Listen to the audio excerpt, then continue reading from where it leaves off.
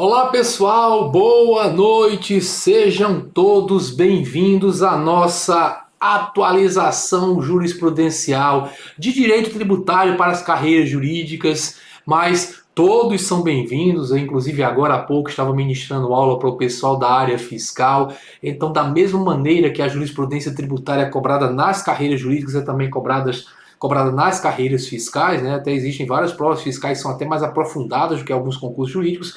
Então, durante essa uma hora que a gente vai analisar aqui decisões do STF e do STJ, vocês vão tomar conhecimento de pontos que certamente serão cobrados nos concursos futuros que vocês possam vir a enfrentar. Tudo que tem de mais importante que foi decidido neste ano 2021, nós vamos comentar a partir de agora. Primeiro nós vamos falar do STF, que vocês vão ver que teve um trabalho mais intenso em matéria tributária, para depois nós falarmos do autodenominado Tribunal da Cidadania, o nosso tribunal, o nosso superior Tribunal de Justiça. Então sejam todos bem-vindos. Tiago, muito obrigado pelo comentário. Giannini também presente, Léo, Diana, o Trip Sarcastic também está presente, Luísa Brita, então todo mundo, obrigado por ter aceitado o convite. Sejam bem-vindos, a PGE alguns, vamos aos fiscos estaduais, sejam todos bem-vindos e vamos fazer com que valha bastante a pena essa uma hora aqui em que a gente vai analisar essas decisões. Então, em primeiro lugar,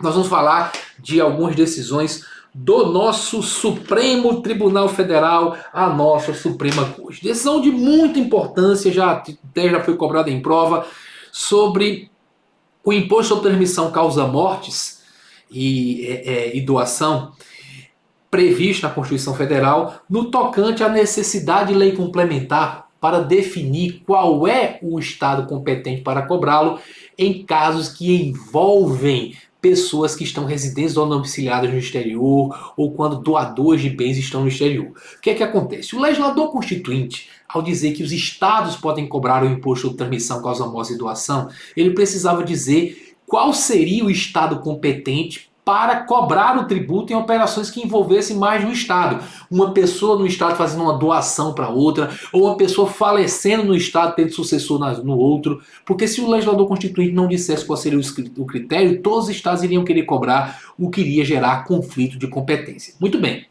Então ele fez o seguinte, olha, se o bem for um imóvel, vai ser o estado que estiver situado o imóvel, aí não há dúvida.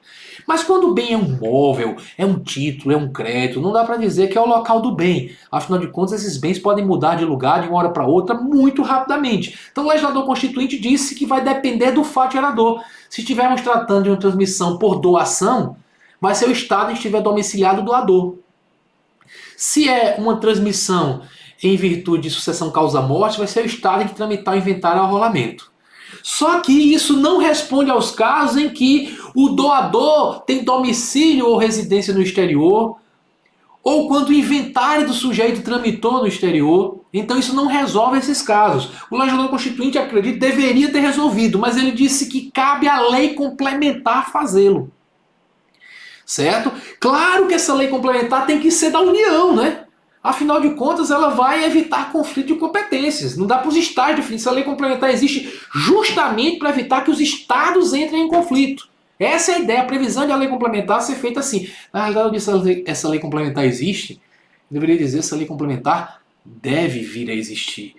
Porque, mesmo com esses mais de 30 anos de Constituição Federal, a lei ainda não foi editada. Aí o que é que acontece? Os estados resolveram resolver o problema. Resolveram utilizar o artigo 24 da Constituição, que fala da legislação concorrente entre União, Estados e Distrito Federal, e diz que nesse âmbito, que se insere direito tributário, veja que o artigo 24, no inciso 1º, o primeiro ramo de direito que ele cita é tributário. Então, no âmbito da legislação concorrente, tributário, por exemplo, a União edita as normas gerais. Os estados vão editar as normas para atender suas necessidades, estados e DF. Mas diz que na falta de norma geral editada pela União, os estados exercem a competência legislativa plena. Os estados, opa, então estamos diante de uma falta de norma geral editada pela União. Então nós vamos exercer a competência legislativa plena. Vamos resolver a situação.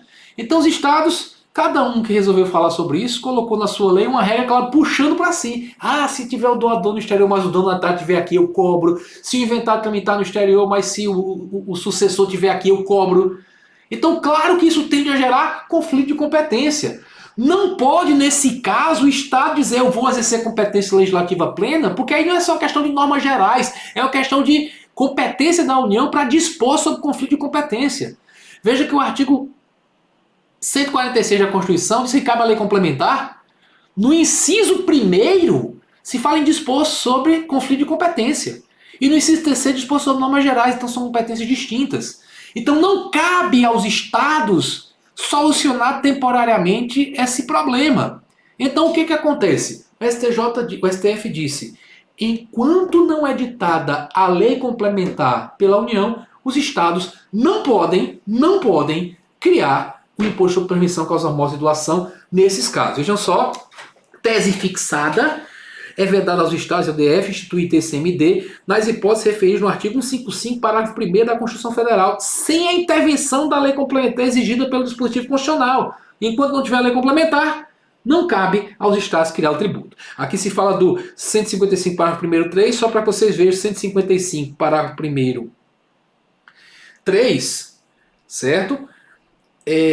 Aqui entrou uma coisa maluca aqui. Na realidade, o que entrou aqui foi a lei de São Paulo. Que a lei de São Paulo, só para mostrar que a lei de São Paulo, ela, que foi analisada nesse caso, a lei de São Paulo quis dar a solução. Quando tiver domicílio no exterior, e no caso de morte, vai competir a São Paulo se o bem corpóreo estiver dentro do Estado. Então o Estado de São Paulo, isso aqui é só um exemplo.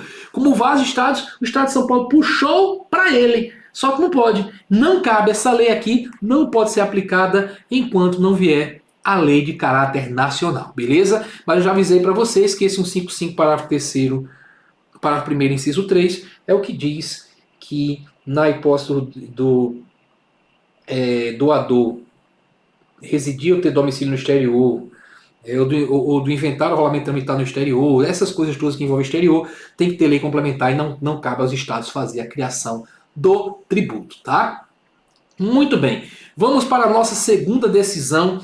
Lembrar que a gente entenda essa segunda decisão, a gente tem que lembrar que desde a emenda constitucional 87 de 2015, a Constituição passou a prever uma regra para repartir o ICMS nas operações interestaduais destinadas ao consumidor final da mercadoria no outro estado. Consumidor final que não seja contribuinte. Porque o que é que acontece? Quando a Constituição foi feita, o raciocínio foi o seguinte, olha, eu, Ricardo, como muitos sabem, eu moro no Recife. Muitas vezes na época das aulas presenciais, antes da pandemia, eu ia muito a São Paulo dar aula. Se eu chegasse em São Paulo e fosse a uma loja e comprasse um bem, quero comprar um tênis. Aí chego lá no shopping e compro um tênis.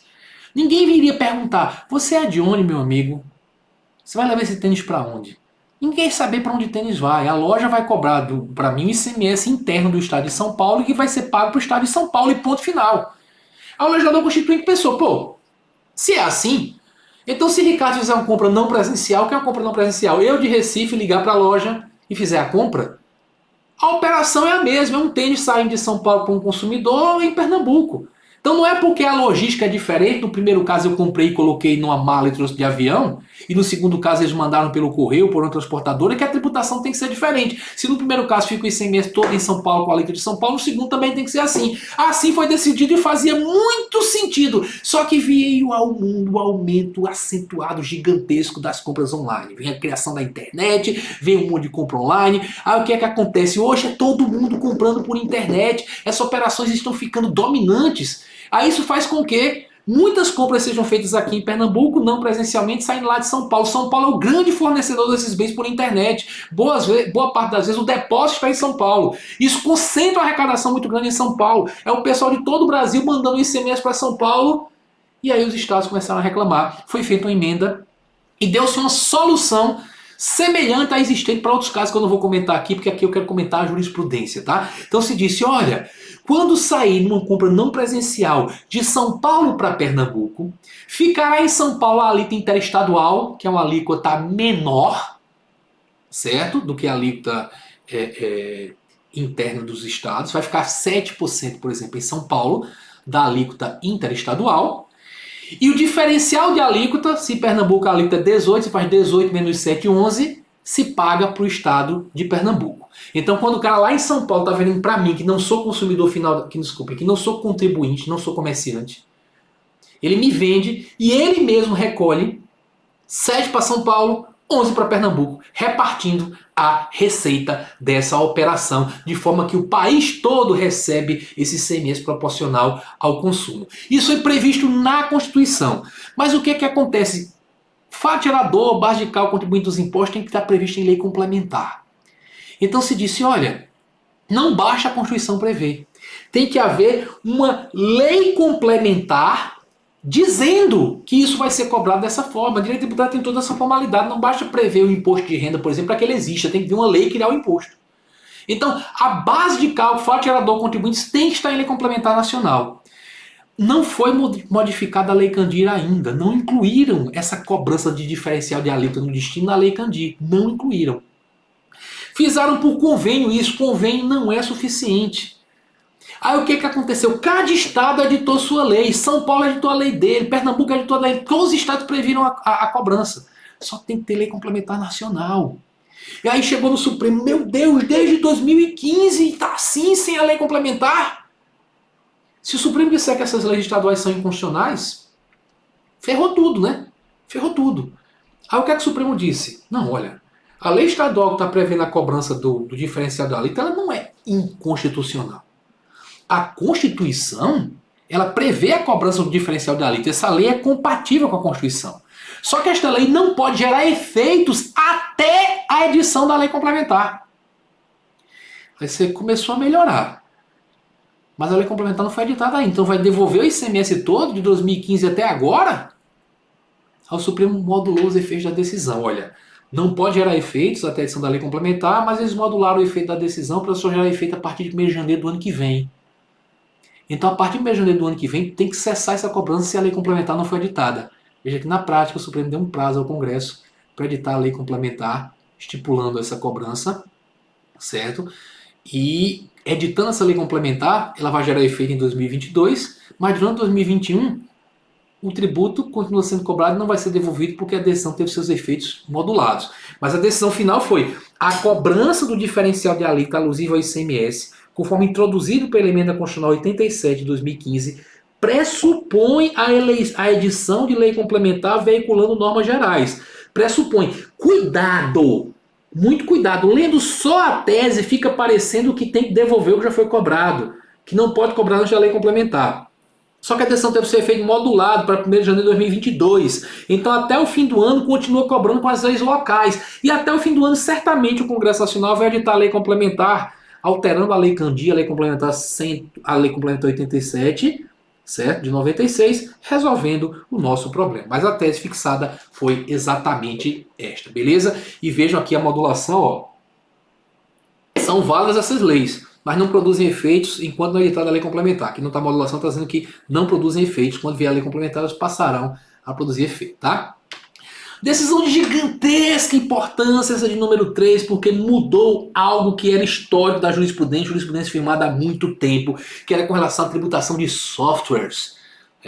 O raciocínio que o Supremo tinha firmado ao longo do tempo era o seguinte, olha, se você contrata um garoto de programa para elaborar um programa de computador para você por encomenda, dizendo as características, eu quero um software que controla o estoque da minha locadora de vídeo, é o novo, hein? Então, contratei uma pessoa, essa pessoa vai me prestar um serviço por encomenda. Essa característica da encomenda mostraria a predominância do serviço sobre a mercadoria. No fim, ele me desse um DVD, um CD, hoje em dia transferisse via transferência eletrônica de dados, mas o que predominaria seria o serviço. Então, ISS sobre o licenciamento desse software. Já o software off the shelf, como disse o Supremo, software de prateleira, aquele produzido em larga escala, que não foi por encomenda de seu ninguém, que a indústria fez para vender em larga escala mesmo, como, por exemplo, o Windows 98. Eu sempre lembro dele porque travava pra caramba. O Windows 98, você imagina aquela prateleira, antigamente, né? Hoje em dia não existe mais isso, é tudo download. Aquela prateleira cheia de vídeos. Então, se o Supremo dizia, olha, tá lá o corpus mecânico que corporifica a criação intelectual, o corpo mecânico, o bem fisicamente considerado. Então você vê ali que mercantilizou, virou mercadoria. Então aquilo ali estaria sujeito a ICMS. Então era olhando para a escala que você resolvia a incidência do ICMS ou do ISS. Mais recentemente o Supremo percebeu que mesmo o software produzido para todo mundo predomina o serviço. O software é licenciado, ninguém compra exatamente um software, licencia, e há toda uma prestação de serviço. Helpdesk, você pediu o cara acessar virtualmente para fazer alguns reparos, alguns ajustes. Quando não, pelo menos a atualização do software, a versão 1.1, 1.2, 2.0 para solucionar problemas. Então, software é serviço. Não só porque os estados querem cobrar ICMS, né, ficou defendendo a jurisprudência, ficaram defendendo a jurisprudência anterior, dizendo, só é serviço o software as a service, como diz o Supremo, não é porque eu gosto de falar inglês não, o Supremo falou do software como serviço, as a service, que é aquele software que está na nuvem, que você não baixa mais para o seu computador, mas que você usa o software, acessa o software que está hospedado virtualmente. Então aquilo ali é software como serviço, mas o Supremo disse não, mesmo aquele que você baixa, seja usando um CD, seja via transferência eletrônica de dados, o popular download, é serviço. Então software é licenciado, licenciamento de software é sempre ISS. Então acabou a história de escala, dizer foi encomenda ISS, foi em larga escala ICMS, não, agora tudo ISS, conforme está resumido aqui. Incide apenas o imposto sobre serviço de qualquer natureza, o ISS, e não o ICMS. Nas operações envolvendo o fornecimento de programas de computador mediante contrato de licenciamento ou cessão de direito de uso.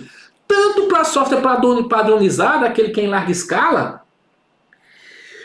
quanto para aqueles produzidos por encomenda. Então não tem mais essa de escala, isso é uma mudança fundamental. É ISS sobre tudão agora, tá? Independentemente do meio utilizado para transferência, seja por meio de download, seja por acesso em nuvem. Esse acesso em nuvem é o famoso Software as a Service. Então, tudo agora ISS com essa decisão importante. Tem duas ações diretas de inconstitucionalidade. Ele derrubou a lei do Mato Grosso, lei de Minas, que previa cobrança do ICMS. Você sabe do controle de constitucionalidade. Se foi decidido em ADI, tem efeito erga omnes vinculante. Então, já era para os estados a cobrança do ISS sobre licenciamento e cessão de uso de software. Vamos adiante. Remuneração por exercício de emprego, cargo, função e juros de mora. Imagina o sujeito que recebeu o salário atrasado. Recebeu o salário atrasado, vem com juros. Aí o que é que o pessoal da Receita Federal dizia? Ora, veio com juros, mas aquilo é pagamento, é remuneração pelo trabalho do sujeito. Então tem imposto de renda. Imposto de renda incide sobre renda ou provento. Renda é produto do trabalho, do capital, da combinação de ambos. Continua sendo produto do trabalho.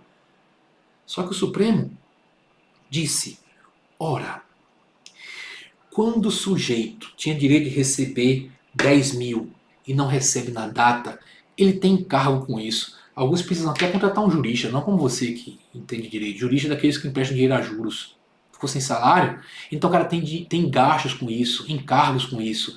E esses juros são pagos para compensar o sujeito. Compensar. Se é uma compensação, tem natureza indenizatória. Se tem natureza indenizatória, não tem imposto de renda. São boa, hein?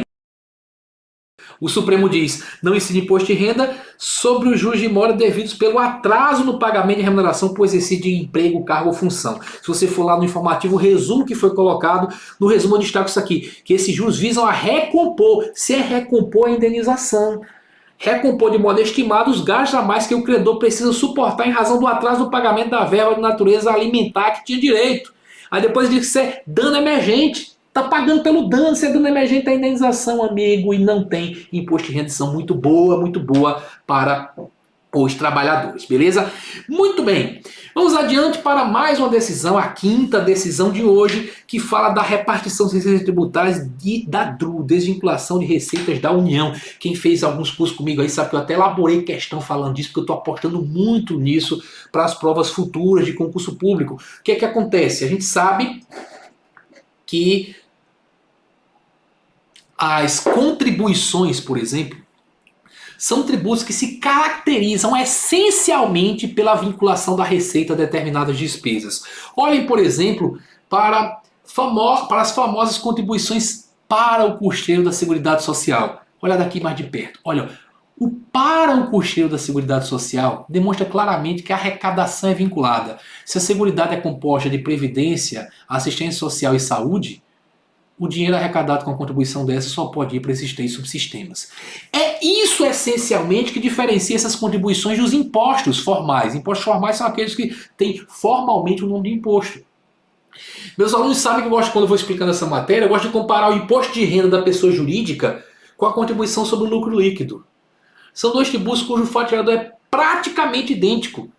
Ter renda é praticamente a mesma coisa que ter lucro, ter mais despesas, receitas do que despesas dedutíveis. Então por que um é imposto e outro é contribuição? O nome não pode ser o critério para diferenciar. A diferenciação é feita basicamente porque o imposto não pode, diz o artigo 67, inciso 4 da Constituição, o imposto não pode ter sua receita vinculada a qualquer órgão, fundo ou despesa. Tem exceções lá, mas a regra é não poder vincular. Princípio da não vinculação ou não afetação. Já a contribuição, como eu acabei de falar, ela é vinculada. Aí no momento em que vem ao mundo uma emenda à Constituição e cria a DRU, desvinculação das receitas da União, o que, é que essa DRU faz, essa emenda? Ela diz que um percentual que hoje é de 30% das receitas que a União arrecada são vinculadas, não contribuições CID, por exemplo, contribuição de intervenção no domínio econômico, algumas contribuições sociais. Bem, o percentual dessa receita que é vinculada fica desvinculado. Então 30% a União pode gastar com qualquer coisa. Não apenas agora pode gastar com Seguridade Social, pode usar para outras coisas. Então, isso foi feito. Aí, o que acontece? O CESP lá atrás tinha elaborado uma questão falando disso, dizendo que, ora, se a única diferença essencial entre as contribuições e os impostos é que as contribuições têm a receita vinculada enquanto os impostos estão proibidos de ter isso, a receita de impostos não podem ser vinculadas, é proibido fazer vinculação. Então, no tocante a 30% do que a emenda que criou a DRU, desvinculação das receitas da União, do que a Receita desvinculou, do que a emenda desvinculou, então quanto a esses 30% perderam a única diferença que tinha para os impostos. Se perderam a única diferença, então são impostos. Então 30% teria natureza de impostos. Sérgio considerou isso verdadeiro, que parte da doutrina dizia isso. Aí os estados abriram o olhão. Opa! Se é um imposto, então é um novo imposto. Esse imposto não existia. É um novo imposto. Se é um novo imposto, então, será que não é competência residual? Por que o Estado vai dizer isso? Ele não está estudando para concurso, né? Para competência residual e tal. Não, sabe por quê? Porque quando você vai estudar as regras de repartição de receitas tributárias, você vai ver que lá no artigo 157, inciso 2 da Constituição, se diz que 20% do que a União arrecadar no uso da competência residual tem que ser entregue para os estados. Bestinhos os estados, hein? Queriam que a União tivesse que entregar 20% da parcela desvinculada, 20% dos 30% para os estados. Porque seria um novo imposto, seria competência residual para criar novos impostos. O que é que o Supremo Tribunal Federal disse? Não.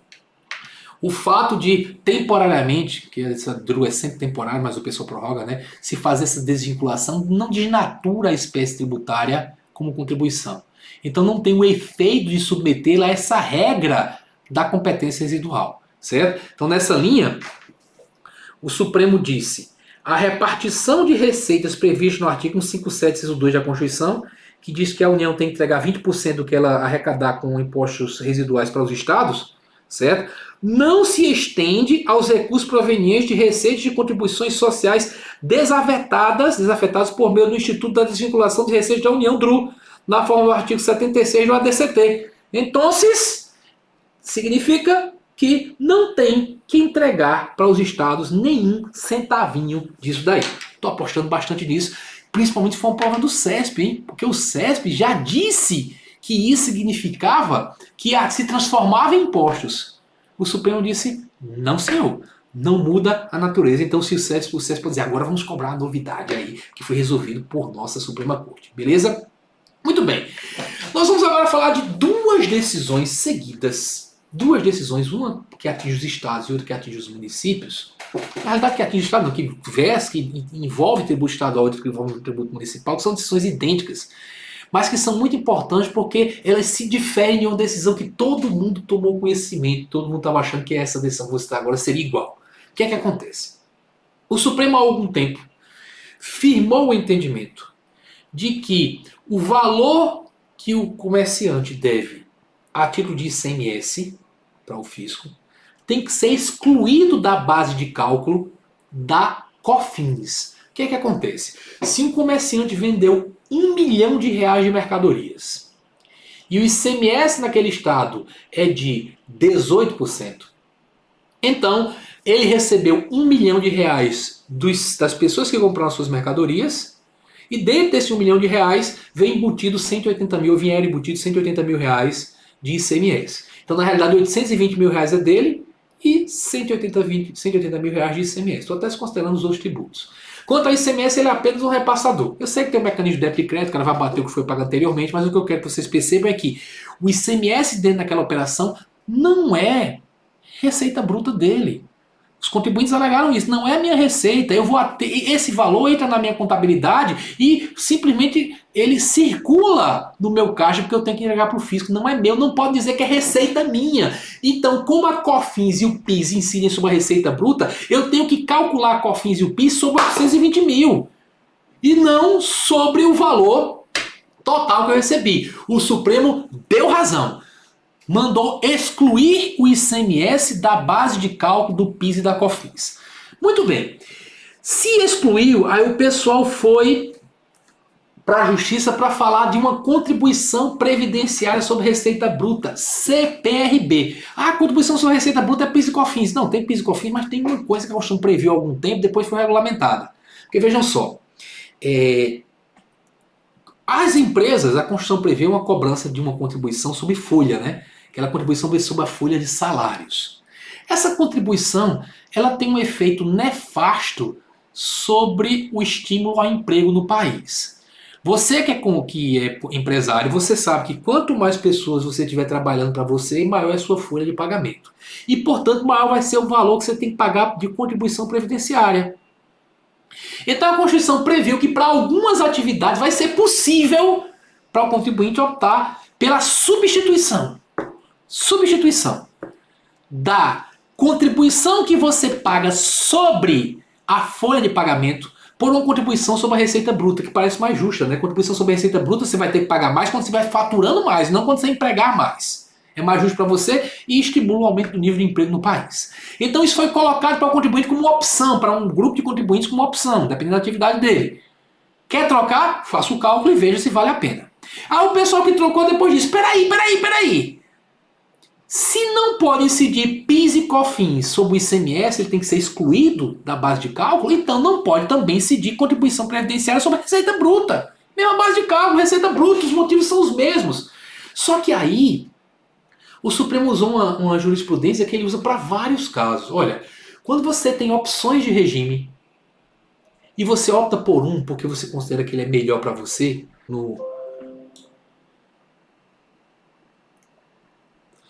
Bem, pessoal, eu percebi aqui a interrupção que nós tivemos, eu fui avisado aqui da interrupção, e pelo que eu tenho aqui na tela, essa interrupção já cessou, né? Então vocês voltaram a me enxergar perfeitamente, deixa eu só confirmar isso aqui, certo? Confirme para mim, por favor, aí no site, mas só repetindo a última frase que eu falei antes da interrupção que eu percebi na hora.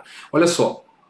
Então o pessoal alegou, se PIS e COFINS incidem sobre receita bruta e você tem que tirar da base de cálculo ICMS, a contribuição previdenciária sobre receita bruta que foi criada para substituir, para quem quiser, a contribuição sobre folha, certo? Essa contribuição também não pode ter na sua base de cálculo ICMS. Aí o Supremo, como eu estava falando na hora que interrompeu, ele usou da ideia da jurisprudência que ele usou para vários casos semelhantes, que é a seguinte: se você tem opção por dois regimes de tributação e analisa qual dos dois é melhor para você e opta por um por achar que ele é melhor, você vai pegar esse regime com todas as suas características, tanto positivas como negativas.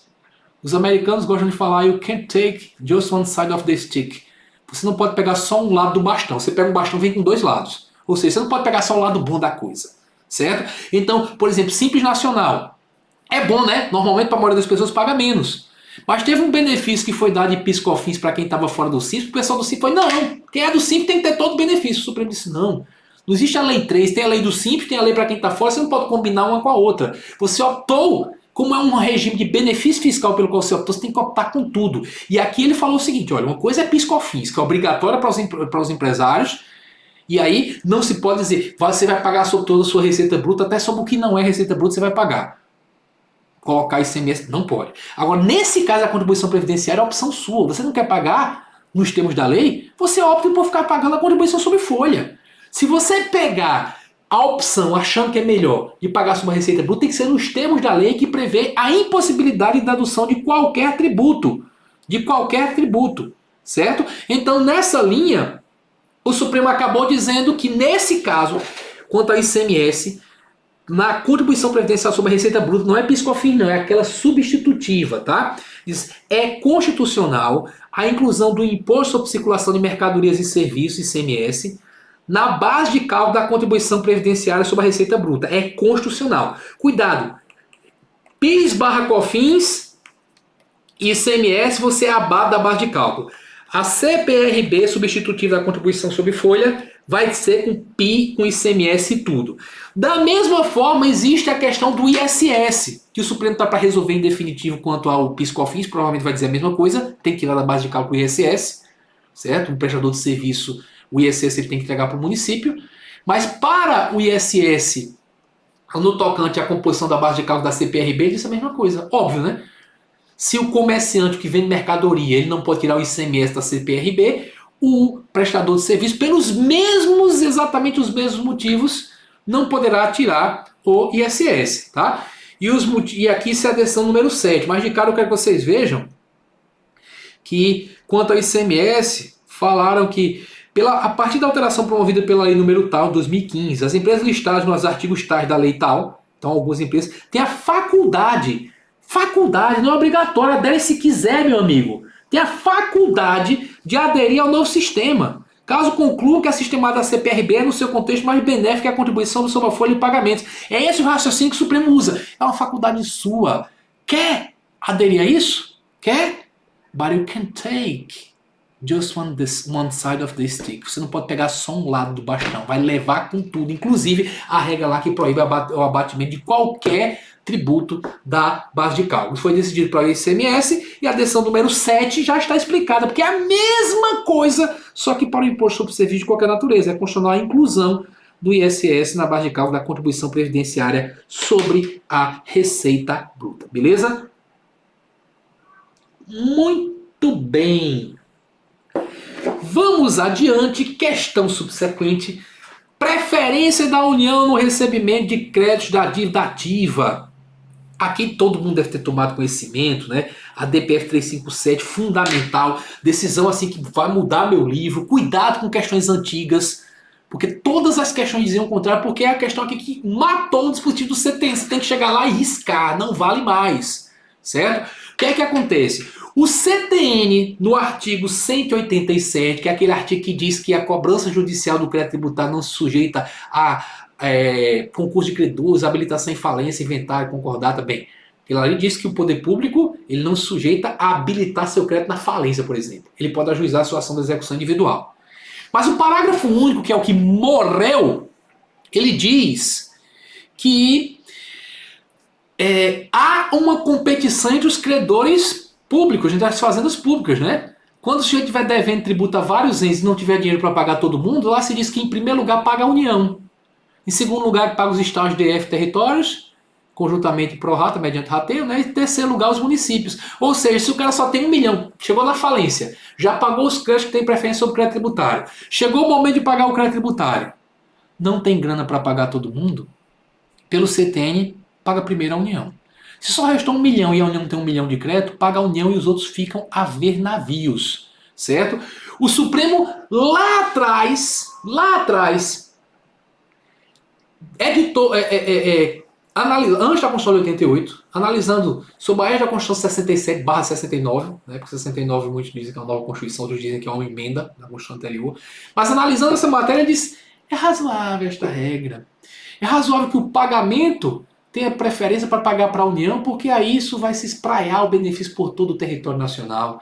Quando você paga para a União, por exemplo, às vezes, normalmente paga um pedaço de imposto de renda, de IPI, e esses tributos são repartidos pelos fundos de participação, então divide com os entes. A União pode combater desequilíbrios com isso, então a prevalência da União é natural. Editou inclusive a súmula 563, dizendo que isso era compatível com a Constituição da época.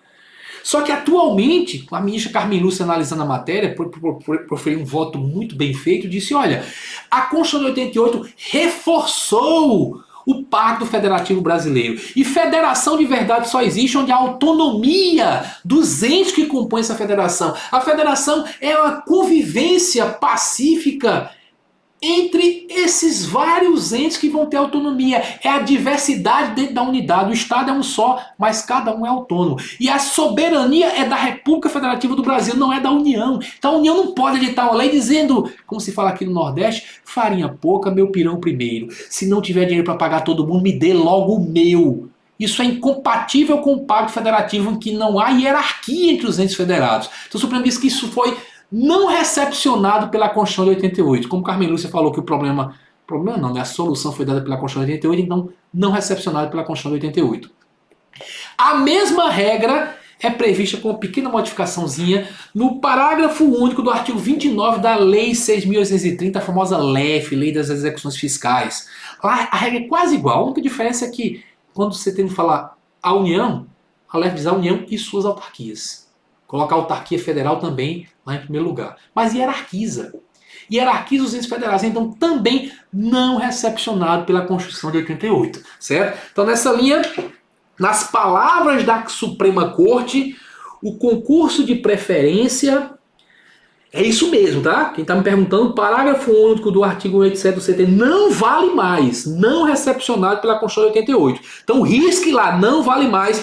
Decisão do STF com efeito erga omnes e vinculante, a DPF 357-DF, certo? Erga omnes e vinculante, não vale mais o parágrafo 1 do artigo 187 do CTN e também não vale mais o parágrafo 1 do artigo 29 da Lei de Execuções Fiscais, Lei 6.830, certo? 6.830, beleza? Nessa mesma decisão, o Supremo expressamente cancelou a súmula 563, que dizia, tá aqui riscada para que ninguém vá lá no seu colo e também risque, cancelada pelo Supremo, que dizia que o concurso de preferência a que se refere o parágrafo 1 do artigo 187 do CTN é compatível com o disposto no artigo 9º, inciso 1 da Constituição 67. Porque o que é que dizia? Como era compatível com esse artigo que fala em federação, de preferência entre os entes, como era compatível, pensou se é compatível com aquela, é compatível com a Constituição atual também. Então, para não deixar dúvida, o Supremo expressamente cancelou, não vale mais também essa súmula. E aqui eu estou colocando a cancelar. Claro que o Supremo não podia cancelar uma súmula do STJ. Quem vai ter que fazer isso é o STJ. Mas o STJ, como a decisão tem eficácia erga omnes e vinculante, vai ter que cancelar a sua súmula 497. Certo? Dizendo que os créditos das autarquias federais preferem aos créditos da fazenda estadual, desde que coexistam penhoras sobre o mesmo bem. Como o Supremo disse que não pode haver essa hierarquia federativa, o STJ editou essa súmula com base nesses dispositivos que o Supremo disse que não valem mais, não são aplicáveis. Certo? Como disse isso, consequência, a súmula 497 do STJ não tem mais como ser aplicada.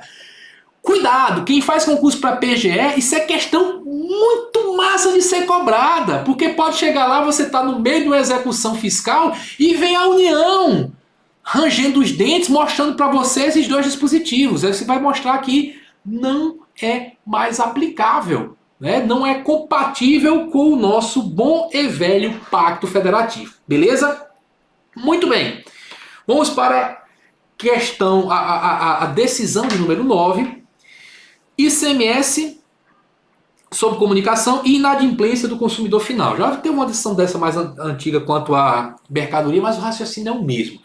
E aqui eu quero que você não apenas saiba da decisão, mas saiba fundamentar, saiba escrever. Se você tem que fazer uma peça sobre isso, você tem que saber fundamentar. Também é uma tese muito importante para o Estado essa daqui. O que acontece? A empresa de comunicação, lembrar que o serviço de comunicação é um dos dois sujeitos ao ICMS, então ela presta o serviço de telefonia para você, certo? Sua conta de celular, e você não paga a conta. Então ela não recebeu o dinheiro, ele cobrou R$400, você não pagou, inadimplência. Sobre este valor incide o ICMS. Aí você, empresa, vai para a justiça dizendo, olha, como é que eu vou ter que pagar ICMS sobre um valor que eu não recebi? Não recebi esse ICMS. Então não tenho que pagar. Um argumento que a empresa gosta de utilizar é dizer, olha, os impostos incidem sobre manifestações de riqueza. A gente manifesta uma riqueza e o Estado estabelece que um percentual daquela riqueza vai ser carreado para os cofres públicos para ser utilizado conforme uma decisão pública, que é uma decisão política colocada no orçamento, decisão do povo. Então eu não manifestei riqueza. Minha riqueza era receber isso. Você, Estado, vai dizer, Fato gerador não é receber recursos. Fato gerador do ICMS é prestar serviço de comunicação de forma onerosa. E aí, cuidado. Quando a gente diz que é de forma onerosa, é porque o serviço não foi prestado a título gratuito. Quem não pagou tem a obrigação de pagar, mas não pagou. O serviço foi prestado de maneira onerosa, não foi gratuito. Não é porque o sujeito não pagou que deixou de ser oneroso. Se você tiver que fazer uma peça sobre isso, ou tiver que redigir sobre esse assunto, não esqueça de dizer os seguintes pontos que o Supremo disse expressamente. Primeiro, existem relações jurídicas distintas aí, duas pelo menos têm que ser apontadas. Existe uma relação entre o prestador de serviço e o fisco estadual. Esse prestador de serviço tem uma relação jurídico-tributária com o fisco estadual, com o Estado, certo? Passando a ser devedor do tributo quando presta onerosamente serviço de comunicação. E existe uma outra relação jurídica distinta, regida pelo direito privado, pelo direito consumerista, direito do consumidor, da prestação do serviço, né? Relação entre a empresa prestadora de serviço e o usuário. São relações distintas, uma relação não vai interferir na outra, então não é porque o usuário falhou no cumprimento de sua obrigação que ele tem nessa relação jurídica, que isso vai desmanchar a relação jurídica que é instaurada entre o Estado e o prestador de serviço quando o serviço de comunicações é prestado. Esse argumento tem que ser utilizado. E um outro argumento que foi utilizado, e que foi vencedor em favor do Estado, foi dizer não pode o prestador de serviço transferir para o Estado o risco do exercício da atividade econômica. Quem exerce a atividade econômica tem alguns riscos. Entre esses riscos está a inadimplência do usuário. Se você disser, se o usuário não pagar, eu não pagarei o ICMS. Então você está transferindo para o Estado o risco da atividade econômica. Então, em suma, usando todos esses fundamentos, o STF resumiu seu entendimento na tese, foi firmado em tese, repercussão geral, vai repetir para todos os outros julgados, certo? Que a inadimplência do usuário não afasta a incidência ou a exigibilidade do ICMS sobre os serviços de telecomunicações, certo? Não afasta, vai ter que pagar, o fato gerador acontece. Também uma decisão muito importantíssima de matéria federal foi que o Supremo disse o artigo 42 da Lei 9.496 é constitucional. Aí eu quero que vocês percebam o que é que diz esse artigo.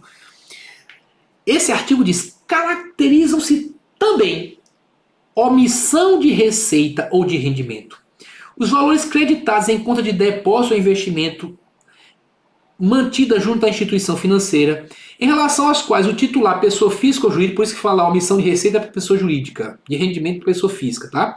Regularmente intimado, não comprove mediante documentação hábil e idônea a origem dos recursos utilizados nessas operações. O trabalho da Receita Federal, esse dispositivo era muito utilizado. Porque quando o pessoal fazia análise de dados, às vezes descobria que um sujeito tinha movimentado uma conta corrente lá 10 milhões de reais e tinha feito uma declaração de isento, na época existia declaração de isento. Aí tem dinheiro lá e a Receita, olha, você tem dinheiro aqui, de onde é que vem isso? O sujeito não explicava. Lei 9.430, isso é omissão de rendimento. Se é omissão de rendimento, eu vou tributar. Você teve rendimento, não sei de onde veio. Você também não está dizendo de onde é que vem. Vou tributar. Aí o pessoal diz, não, imposto de renda é sobre rendimento, o rendimento é proventos. Tem que ser produto do trabalho, do capital, da combinação de ambos, e o fisco não provou isso. Meu amigo, você tem que dizer qual é a origem.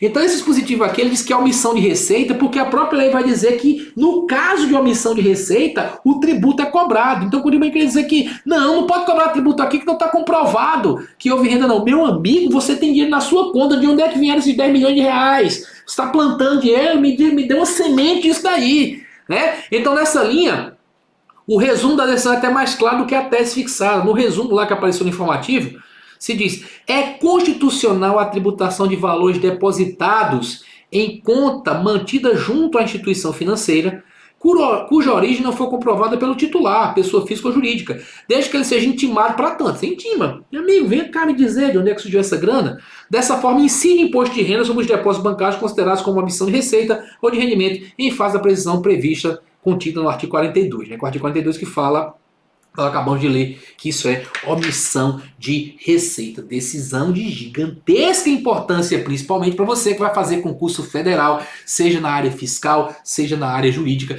mas também é uma decisão tão importante que, na prática, certamente vai ser cobrada também em concursos estaduais. Beleza? Muito bem. Vamos adiante. Aqui essa ADC 49 apenas confirmou no âmbito do Supremo o que o STJ já tinha decidido várias vezes e colocado na súmula 166, certo? O que que acontece? Aqui foi o Estado do Rio Grande do Norte tentou uma ação declaratória de constitucionalidade, o tiro saiu pela culatra, que o Supremo declarou foi inconstitucional. O que é que acontece? A Lei Candir, a Lei de Normas Gerais sobre o ICMS, diz que é considerado ocorrido o fato gerador do ICMS no momento da saída da mercadoria do estabelecimento comercial, mesmo que destinada a outro estabelecimento do mesmo contribuinte, né? Isso sempre gerou confusão, porque o STJ disse, olha meu amigo, se o cara tem dois estabelecimentos, os estabelecimentos não têm personalidade jurídica própria, certo? Tem o princípio da autonomia dos estabelecimentos, se fala muito, mas não são pessoas distintas. Saiu de um estabelecimento para outro, não houve circulação econômica de mercadoria, não houve circulação jurídica porque não mudou o proprietário. Então não tem ICMS. Não tem ICMS essa operação. Não é fato gerador do ICMS. Dos que me acompanham aqui são de carreira fiscal e trabalham com contabilidade, sabem do problema que isso gera nas operações interestaduais. Porque um estabelecimento em Minas, por exemplo, quando adquiriu aquela mercadoria para vender, se creditou do ICMS daquela operação. Tem um crédito lá perante Minas. Se a mercadoria é transferida para São Paulo, aí como é que faz? O crédito fica em Minas? Vai transferir para São Paulo? Como é que tem problemas quanto a isso? E o pessoal da área fiscal sempre diz, meu Deus, isso é um absurdo dizer que não tem fato gerador, nem nesses casos de operações interestaduais. Mas acreditem também no pessoal da área jurídica. Veja, o ICMS é circulação de mercadoria, essa circulação tem que ser uma circulação entre pessoas distintas. Resolvam aí de uma ou outra maneira essa transferência de crédito. Então o Estado do Rio Grande do Norte diz, vamos com a ação declaratória de constitucionalidade, para o Supremo declarar que é constitucional. Deu errado. O que é que o Supremo diz? São inconstitucionais. O artigo tal no trecho, ainda que para outro estabelecimento do mesmo titular, então inconstitucional. Se for para outro estabelecimento do mesmo titular, não tem fato gerador. E outros artigos aqui. Esses outros artigos, inclusive, tem um artigo que fala da autonomia dos estabelecimentos. Olha, ainda existe o princípio da autonomia do estabelecimento, mas não ao ponto de você dizer que são autônomos, ao ponto de se saiu. Os estabelecimentos de São Paulo e de Minas são autônomos. Existe como princípio ainda. Porque, é claro, o Estado de São Paulo vai tomar conta do estabelecimento que está em São Paulo, autonomamente. Mas lembrar que são a mesma pessoa jurídica. Pode ser cobrar um débito de uma filial da matriz, claro, que está no outro estado, sem problema algum. Tá? Isso também já foi decidido anteriormente. Tá? Mas não é autônomo ao ponto de você dizer que tem fato gerador do ICMS. Então o Supremo declarou inconstitucional, mas quem já acompanha a matéria tributária há algum tempo sabe que essa matéria já era decidida assim pelo STJ. Só que agora é prego batido, ponta virada, não tem mais o que falar, porque o nosso Supremo Tribunal Federal decidiu de maneira com eficácia erga omnes e vinculante. Beleza? Muito bem. Decisão de número 12 aqui, falando sobre extração de petróleo e fato gerador do ICMS. O que é que acontece? A gente aprende, quando estuda a Constituição, tem lá são bens da União. Aí quando você vai para os incisos, você percebe de maneira muito clara o que a doutrina fala. A propriedade do solo é diferente da propriedade dos recursos do subsolo. Você pode ser proprietário de uma fazenda gigantesca, linda, maravilhosa, mas se descobrir petróleo ali, o petróleo não é seu, o petróleo é da União, os recursos do subsolo pertencem à União. Pertence à União, mas ela não explora ela como pessoa de direito público interno União diretamente. Existem pessoas que recebem a concessão para explorar aqueles recursos. Hoje em dia não apenas a Petrobras. Pessoas recebem a concessão e passam a ter a propriedade da lavra. O que é que acontece? Alguns estados, entre o mais importante nesse caso, que é o Rio de Janeiro, que é uma das maiores reservas, colocaram na lei, não é só entendiam, né? Colocaram na lei que a extração do petróleo faz com que haja uma circulação econômica desse petróleo que sai das mãos do proprietário anterior, que é a União, para o sujeito que, por exemplo, ganhou a licitação e passou a ter a concessão da lavra. Então, a circulação de uma pessoa para outra acontecendo o fato gerador do ICMS. O que o STJ disse, o que o STF disse foi não. Quem ganhou a licitação para explorar, seja no regime de concessão, seja no de partilha, passa a ser proprietário da lavra. Vai pagar compensação para o poder público, mas é proprietário da lavra. Então o sujeito tira lá do subsolo um petróleo que é dele. Já é proprietário, então não há circulação de uma para outra. Então, primeiro caso, não há fatiador aí. Ponto. Mas as leis também previam, já para a pessoa, se disserem que já é do cara, aquele dali. Aí previam também que teria fatiador também no transporte, quando o petróleo saísse da circulação do poço do petróleo para o estabelecimento da empresa concessionária, onde ela vai refinar. Então, outra circulação. E aí eu remeto para a decisão anterior, né? Acabamos de comentar que a circulação de mercadoria entre estabelecimentos da mesma pessoa jurídica não é faturador do ICMS. Ora, extraí do poço, mandei para o meu estabelecimento lá, eu da concessionária, não houve circulação econômica. Então não tem ICMS nem na circulação que ocorre com a extração do petróleo, nem tem ICMS, nem incide ICMS na circulação do poço para o estabelecimento da empresa concessionária. Nessa linha, em resumo, o STF diz que são inconstitucionais leis estaduais que prevêem a incidência do imposto sobre circulação de mercadorias e serviços sobre a operação de extração de petróleo e sobre a operação de circulação de petróleo desde os postos de extração até a empresa concessionária. Lembrar que são duas coisas. Extração, não há incidência porque não há circulação. Circulação econômica. Agora o petróleo circula, né? Jorra, inclusive. Mas não há circulação econômica porque o sujeito tira de lá o que já é dele. Ele adquiriu essa propriedade. Certo? E também não há sobre a operação de circulação do petróleo do poço até a empresa concessionária, porque não incide ICMS na circulação de mercadoria de estabelecimento da mesma empresa. Por dois motivos diferentes, não há incidência em nenhum dos casos. Estas foram as principais decisões da nossa Suprema Corte em matéria tributária nesse ano. Me permitam comentar algumas poucas decisões do STJ, que também podem ser cobradas de você, tá? Então o nosso Superior Tribunal de Justiça editou uma nova súmula interessantíssima até pelos seus fundamentos, muito interessante para uma questão discursiva, é bem legal. Não incide ICMS sobre o serviço de transporte interestadual de mercadorias destinadas ao exterior. Parece uma coisa simples, simplória, mas não é. É muito interessante esse tema. O que acontece? Olha só. Não é a imunidade aqui. É por causa da imunidade da exportação. Veja só. Se você visitar o artigo 155, que trata de impostos estaduais. Parágrafo 2º, que trata só de ICMS. Inciso 10, que traz imunidades ao ICMS. A linha A, que traz a imunidade na exportação.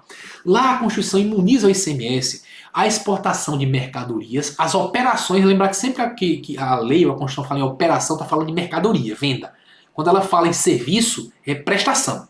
Transporte interestadual e intermunicipal e serviços de comunicação são serviços tributados pelo ICMS, a palavra é prestação. Então a Constituição fala operação que destina mercadoria exterior e prestação de serviço a usuários no exterior. Então imune mesmo quanto a serviço é só quando o serviço é prestado a um usuário no exterior. Uma empresa no Brasil, por exemplo, prestando serviço de comunicação para alguém que está no exterior. Imune ao ICMS. Ponto. Imaginem uma empresa em Belo Horizonte. Vou dar um exemplo que eu até dei numa turma preparatória para a Cefaz Espírito Santo. Eu usei o Porto de Vitória como exemplo. Uma empresa em Belo Horizonte que exporta a mercadoria para a Alemanha. Ela é exportadora, está em Belo Horizonte. Aí, como ela vai precisar que a mercadoria seja levada, infelizmente Minas Gerais ainda não tem mar, merece, mas ainda não tem, vai ser levada para o Porto de Vitória, então a empresa contrata ela, uma empresa transportadora, para levar a mercadoria de Belo Horizonte para o Porto de Vitória. Então uma empresa de transporte interestadual, que é um dos serviços que está sujeito ao ICMS, certo? Entre Minas Gerais e Espírito Santo. Essa operação vai destinar a mercadoria para o exterior, mas é uma operação imune? Não. Porque a imunidade é só para serviço prestado ao usuário no exterior. E aí que o usuário do serviço está aqui, a empresa de Belo Horizonte. Certo? Não é imune. Então por que cargas d'água? A súmula diz que não incide ICMS esse transporte interestadual de mercadoria destinada ao exterior. Porque a Lei Candir, Lei Complementar 87/96, diz no artigo 3º, o imposto não incide sobre operações e prestações que destinem ao exterior mercadorias, inclusive produtos primários e produtos industrializados, semi-elaborados ou serviços. O STJ, desculpem, interpretou que Belo Horizonte para o Porto de Vitória, de Minas para o Espírito Santo.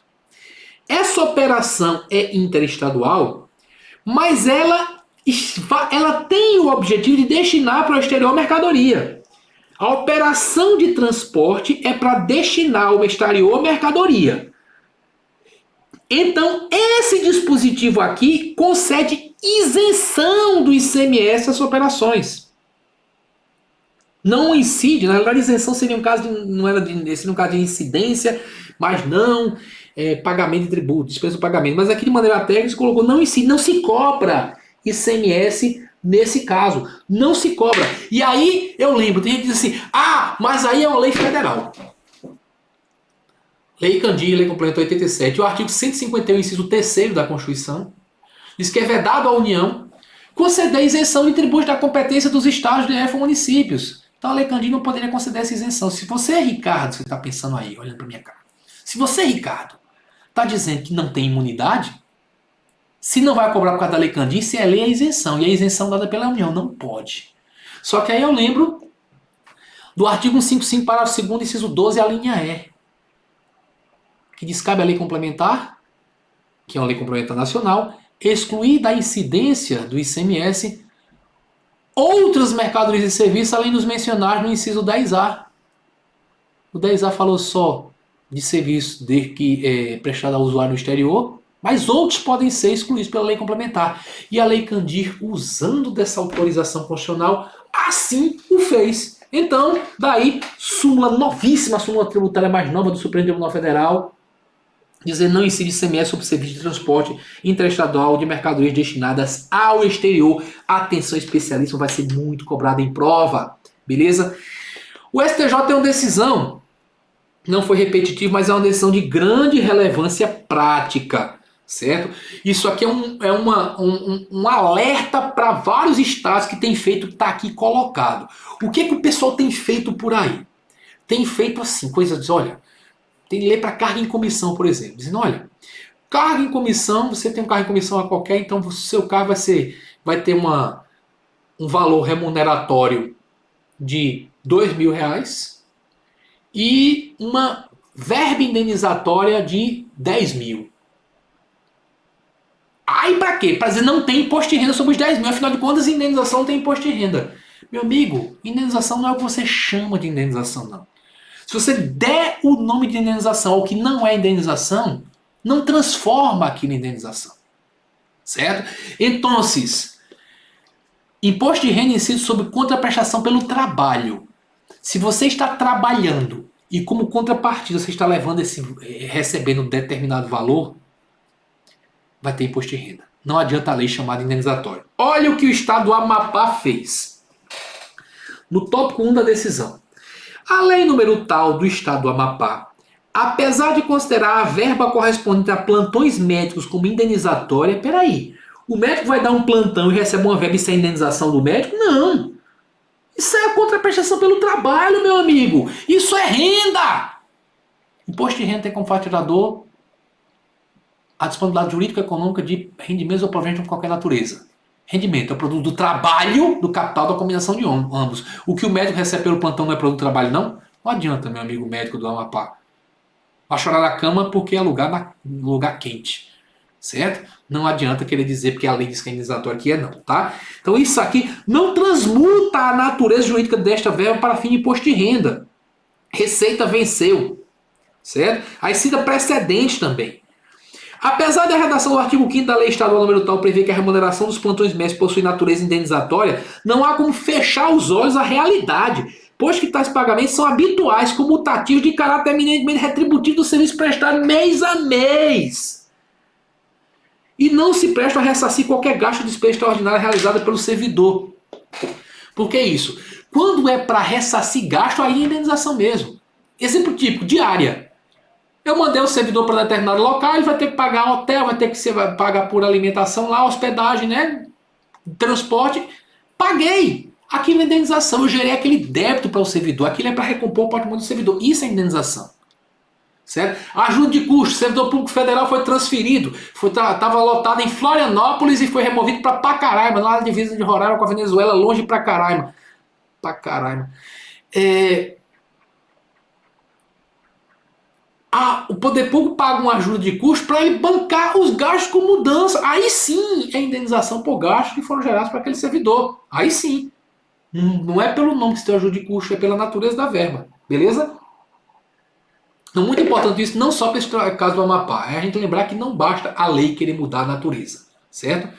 E um outro ponto também de gigantesca importância é no tocante à doação não declarada em um imposto sobre transmissão, causa morte e doação. Interessantíssima essa decisão. Que resolveu um problema e resolveu, os estados perderam nesse caso. O que é que acontece? O prazo de decadência para lançamento de tributo, quando esse lançamento é feito por declaração ou de ofício, é de 5 anos, contado do primeiro dia do exercício seguinte àquele em que o tributo poderia ter sido lançado. Estou lendo aqui para vocês mentalmente o artigo 1731 do CTN. Primeiro dia do exercício seguinte. Beleza. Aquele em que o tributo poderia ter sido lançado. Imagine uma doação. Doação, fatiador do imposto sobre transmissão, causa morte e doação. Uma doação que tenha ocorrido em 2014. Estamos em 21, já faz 7 anos. A doação ocorreu, mas ninguém deu notícias ao fisco. O fisco não ficou sabendo, o fisco estadual, como acontece muito. Doações aí ninguém avisa para o fisco. Então, não foi cobrado o imposto sobre transmissão. Chega agora, 2021, no meio da pandemia, o fisco estadual descobre: fulano de tal recebeu uma doação naquela data. Houve o fatiador do imposto sobre transmissão, causa morte e doação. Será que a gente não tem prazo para lançar ainda? Faz 7 anos. O contribuinte vai dizer não. Se foi em 2014, primeiro dia do exercício seguinte, 1º de janeiro de 2015, mais 5 anos, tinha que lançar até o fim de 2019, 2020 já decai. Estamos em 2021. Já era fisco. O fisco não. Primeiro dia do exercício seguinte, aquele em que o tributo poderia ter sido lançado. Eu não tinha como lançar, não poderia ter sido lançado o tributo se eu não sabia que houve essa doação. Você me escondeu, cabra safado. Eu descobri agora em 2021, então só posso lançar em 2021. Então o prazo é de 5 anos contado a partir de 1º de janeiro do exercício seguinte a este. 1º de janeiro de 2022. Essa tese, todos os fiscos que eu conheço adotavam.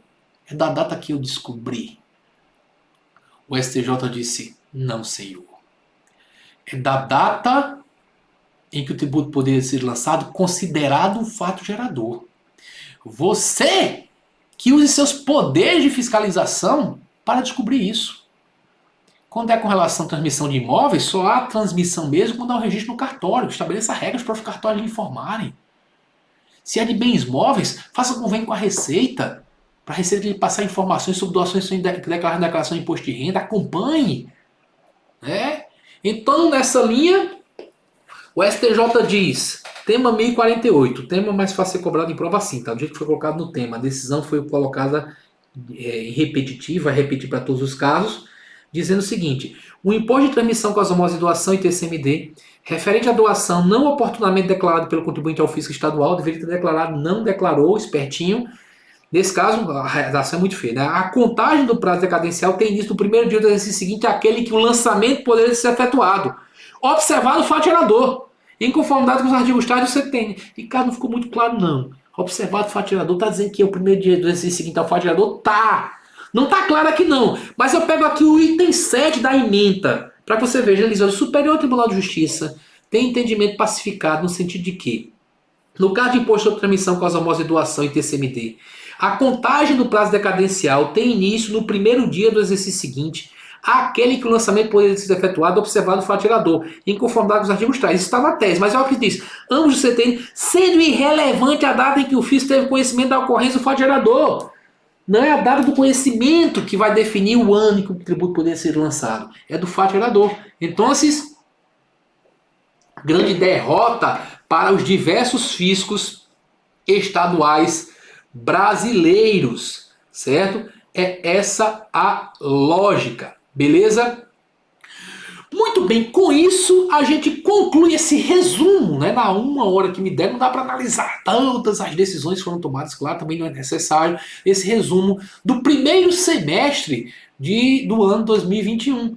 Mais à frente, claro, voltaremos de acordo com os pedidos do nosso GRAM e de vocês, meus colegas alunos, fazendo revisões sobre os próximos trimestres ou semestres, de acordo com o que o GRAM venha a pedir. Obrigado a todos, bons estudos, tchau, tchau. E aqui só para marcar o fim, tá? Porque lá atrás, aqui foi só para marcar o fim, o pessoal fazer o corte depois para deixar na plataforma, tá? O que o Ricardo Prete, ele fez um comentário aqui. Professor, se tiver uma janela nessa atualização, gostaria de sanar uma dúvida. Denúncia espontânea é possível de aplicação e obrigação acessória? Eu tinha visto a pergunta, mas como não estava dentro do tema exatamente, eu tinha passado direto, mas esse tema é muito importante, até por conta de uma questão meio cabulosa que caiu no concurso para ser faz DF. O que acontece? O artigo 138 do CTN, quando fala em denúncia espontânea, ele fala que essa denúncia, essa aqui é uma confissão na realidade espontânea, porque ninguém denuncia a si mesmo, tem que ser apresentada acompanhada do pagamento do tributo, se for o caso. E se for o caso, não é para dizer que se for obrigação acessória tem que ter pagamento, não. É porque às vezes você confessa espontaneamente com relação à obrigação principal, mas não tem pagamento a ser feito. Por exemplo, você colocou na sua declaração de imposto de renda filhos que não são seus. Eu sempre ressalvo, né, que não são seus e você sabe que não são seus, porque tem gente que coloca filhos que não são seus achando que são. Você colocou filhos lá que não existem, são filhos de outra pessoa. Aí, com esses filhos, sua declaração de imposto de renda passou a ter uma restituição de 5 mil reais. Sem eles, a restituição seria só de 2 mil. Agora é de 5 mil reais. É um ilícito. Se você confessa espontaneamente, essa confissão espontânea é bem simples. Basta retificar a declaração de imposto de renda e tirar aqueles filhos. Se você confessa, a sua restituição, que seria de 5 mil e não foi paga ainda, passa a ser só de 2 mil reais. 2 mil foi o que eu falei, acredito.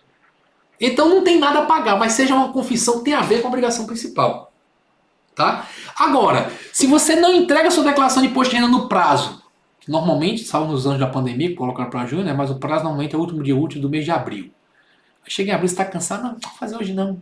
Vou entregar no dia 1º, não, primeiro é feriado, vou entregar no dia 2 de maio. Aí no dia 2 de maio você entrega a declaração, chega lá para a Receita e diz: eu confesso espontaneamente que estou entregando essa declaração fora do prazo, não cumpri a obrigação acessória. O atendente vai olhar para sua cara e dizer: é nada. Está entregando fora do prazo, o dia 2, né? É fora do prazo, está confessando. Claro que não pode. Se for assim, os prazos serão esculhambados. Todo mundo vai conseguir entregar espontaneamente, porque a Receita não tem perna para ir atrás disso rapidamente. Então o STJ diz: olha, como está escrito acompanhado do pagamento, só vale para a obrigação principal. Agora, cuidado. E aí é o ponto crucial, meu amigo Ricardo. Isso não vale para as chamadas obrigações acessórias autônomas, que são aquelas que não têm correlação de dependência com a obrigação principal. Veja, a obrigação de entregar a declaração de imposto de renda é uma obrigação meramente formal. Não tem correlação. Como eu entrego, tenho que pagar um tributo. Não tem correlação de você entregar ou não entregar e pagar ou não um tributo. É totalmente autônoma. Para essa não cabe denúncia espontânea. Agora, se você deixou de emitir uma nota fiscal referente ao mercadoria que você vendeu, aí é diferente. O deixar de emitir a nota fiscal da venda daquela mercadoria de 10 mil reais fez com que você deixasse de pagar R$ 1.800, 18% de ICMS. Essa obrigação de emitir nota fiscal não é autônoma, ela é umbilicalmente ligada ao dever de pagar ICMS. Para essa, cabe denúncia espontânea. Então não cabe denúncia espontânea quanto ao descumprimento de obrigação acessória autônoma. Tá? Não cabe. Tá? Agora, teve uma questão do DF falando de uma possibilidade de o sujeito fazer uma correção lá na contabilidade dele que tinha a ver com a obrigação acessória e de acordo com isso não pagar, porque a lei do DF assim dispôs. Certo? Assim dispôs. Era uma questão, não era de direito tributário, também era de legislação tributária, copiado no dispositivo lá da legislação. Se é por conta disso que você está me fazendo exatamente essa pergunta, beleza? O Pedroca Barbosa diz assim: professor, se puder, comente. Afirmar que compete ao Estado o imposto sobre doação e o imposto sobre doação não prejudica a interpretação por causa da dúbia interpretação, acha que cabe recurso assim, vão lá afirmar que compete ao Estado o imposto sobre doação.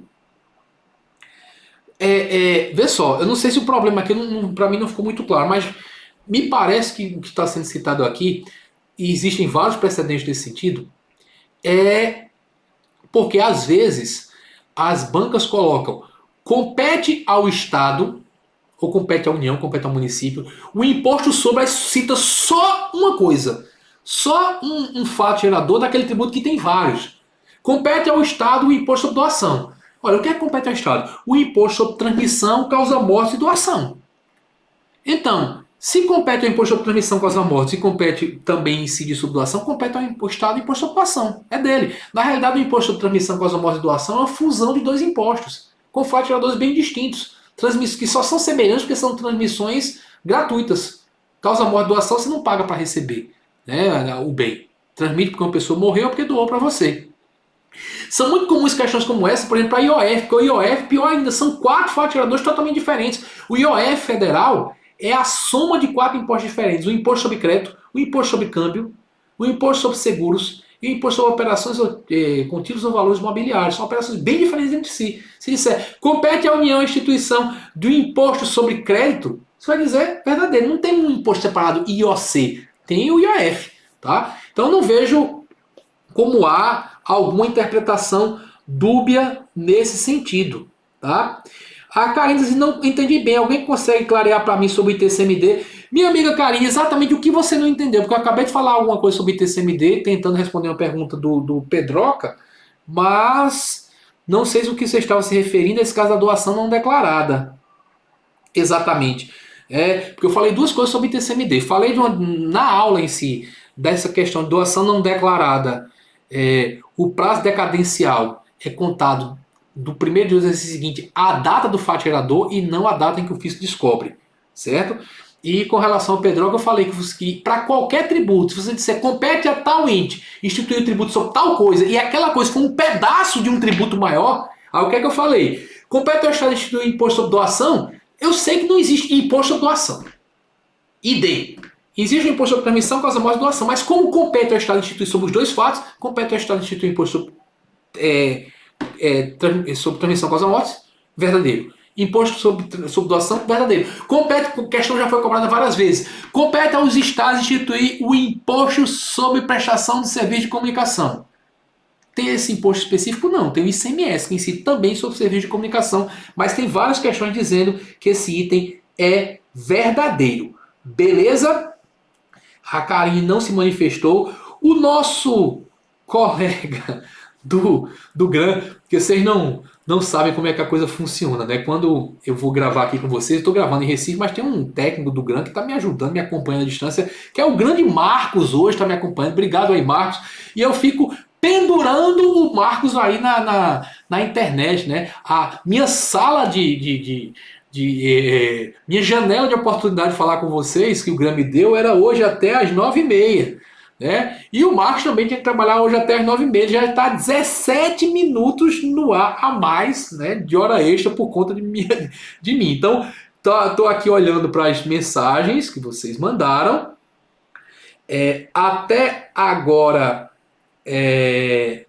então a Karine, eu acredito que já foi contemplada por minha resposta, beleza? Então, muito obrigado a todos que aqui estiveram durante esta noite. Tenham um bom fim de noite. Espero que tenha você sair dizendo que valeu a pena valeu a pena aprendi mais algumas coisas. Porque essas coisas que eu citei não estão nos livros ainda, porque são decisões novas da nossa Suprema Corte e do nosso Tribunal da Cidadania. Beijo no coração de todos.